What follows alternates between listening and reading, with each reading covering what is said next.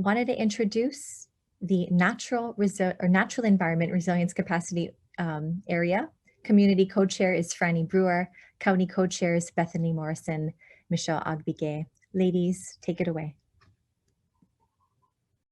Hi, I'm Franny Brewer, and thank you for giving us a chance to discuss the natural environment of Puna, which maybe sort of fades out of people's view. It's always there on the sidelines, but it's just so important for our health and well-being that we have a healthy natural environment around us. So I guess we can go to the first slide. I might jump around a little bit here. Sorry if I don't go by the bullet points, but things overlap, so they're not exactly in one category. But we got off to sort of an uncertain start. We weren't really sure where we were going with it, and so we finally started to pick up some traction. So what we really are looking for going forward is for folks to volunteer. And we don't have as many people on our committee, but I'm thinking that now that we have some projects identified that we want to work on, if folks are looking to get involved, there might be a specific project that really appeals to you. So as I go through this, think about, oh, that sounds like something I would like to do.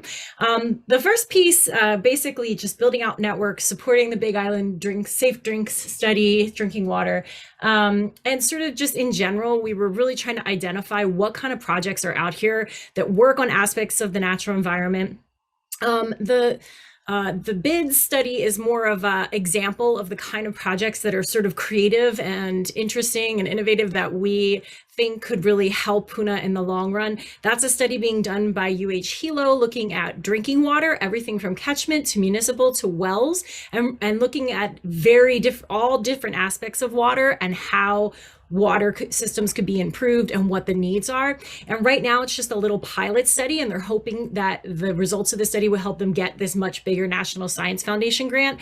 And I, spoke with those researchers and said, hey, we would like to put the energy of these resilience community groups behind that, because I think that that's something that Puna could really use. And looking towards the future, when the results of that study come out, how do we disseminate that information? So think just projects like that, really trying to find those things and find ways that we can tie that in and put the support of our resilience folks behind that. So that's one. One of the bigger things that we really, certainly with my role at BISC and just in general with looking at resilience in Puna, there's a lot of still continue to be, even post-Isel, a lot of issues with Albizia in Puna.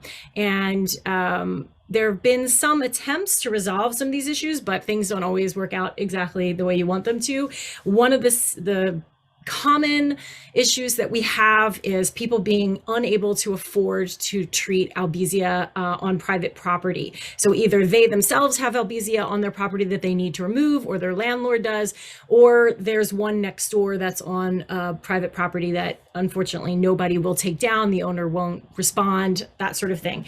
And although I can really supply the information about Albizia, what I'm really hoping for is there are folks there. I've already spoken with Susie at Economic Development, and we've kind of talked about maybe some overlap between finding a way to get funding for folks who need to take down these hazardous trees that are hanging in their houses that cannot be treated. So if people have background in sort of setting up funding for people in need, anybody who's worked on sort of the ERAP program or something like that, would really love to talk to you. So I would love to hear from folks who might have some experience with that.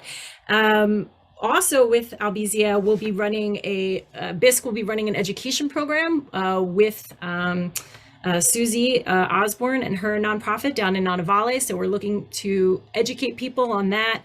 So that'll be a project that'll be coming up over the next year.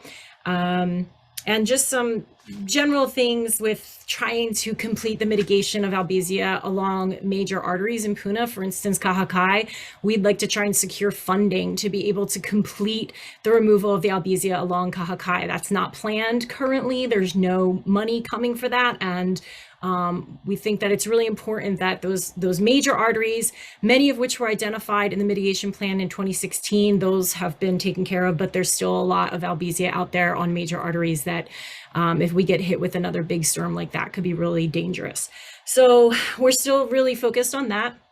Some more fun stuff rather than just scary trees. We talked about it having a demonstration project, someplace really accessible, like hopefully around Pahoa or some places that people can really get to, that can show how you can use native plants in your own backyard, gardening, landscaping, like really well done. We have some folks already that I've been working with who are professional landscapers who specialize in native plants, and so we're pulling the information from them. But certainly anyone who's done a lot of native plant landscaping or gardening, not necessarily restoration, but just have you been able to use native plants on your property well and creatively? We'd love to start looking for a space somewhere around Pahoa that could be landscaped so that people would really be able to see that you don't have to necessarily use definitely you don't want to use invasive plants, but that there's a possibility to incorporate natives as well into your landscaping. So that's an effort. And let's see. Also, we want to support things that are already going on. There are volunteer opportunities. That was one of the things that we were going to talk about if we were in person. But there's a volunteer opportunity that happens quarterly right across from Black Sands off the highway at Keauhana Forest, run by Hawaii Environmental Restoration.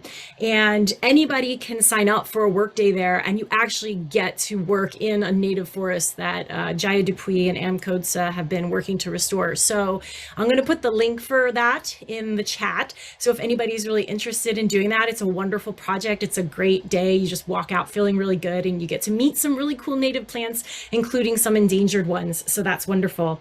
And let's see, the last thing on the slide, we have some citric acid vouchers that are available at Ashley's office. So if folks are interested in trying to get those coqui frogs around your house quieted down, you can go ahead and contact Ashley's office and pick some of that up. And then finally, I'm going to put in, it's not on the slide, but I'm going to put a link in the chat to a Nojia seed saving workshop that's happening this Saturday. It's virtual, it's totally online. It will teach you how to save seeds from ohia trees. And research shows that younger ohia trees tend to be really resistant to rapid ohia death. So if you've lost ohia and you want to kind of try and replant, this would be a really great opportunity to learn how to do that, collecting seeds yourself. And I think that kind of wraps it up. Bethany or Michelle, would you want to jump in? No, you did a great job, Franny. Thank you. Sure.